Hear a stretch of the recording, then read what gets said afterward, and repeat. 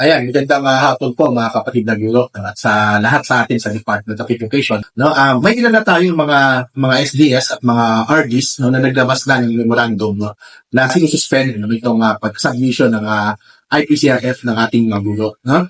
Alam nyo, tamang-tama po, pinapalakpakan natin po ang ilan sa mga regions at divisions po na ito. Hindi na natin babalitin kung sino-sino.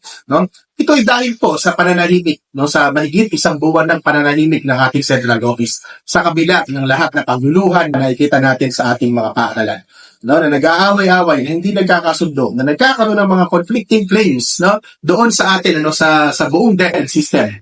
And yet, isa lang naman ang kailangan sabihin ng central office dito, tuloy ba o hindi?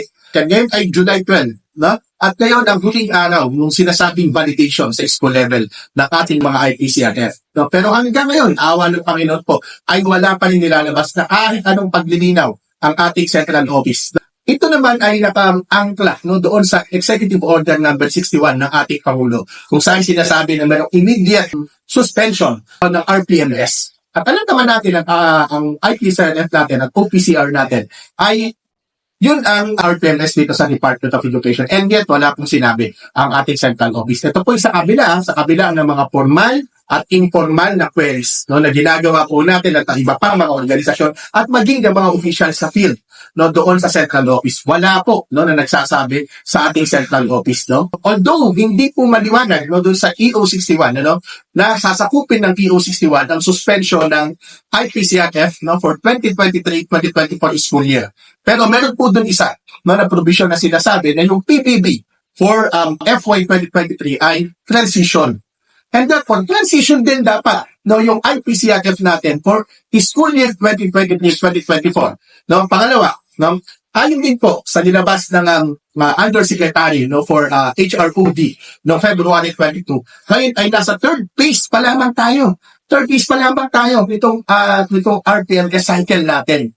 No, so therefore, pwede pa po ito no, na isuspinde. Pero yun nga po, no, awa ng Panginoon, wala pa rin po. Ngayon po, nananawagan po kami sa lahat ng mga SDS, no, sa lahat ng mga regional directors, no, at maging sa mga school heads po natin, no, tayo na po, no, ang magpasya. Tayo na po ang magsuspinde nitong RPMS 2023-2024, no. Kung hindi rin po tayo kayang pakinggan ng ating central office, kung hindi kayang magsabi ng central office at sagutin ang ating tanong ng oo o hindi lamang, napakasimple po, no?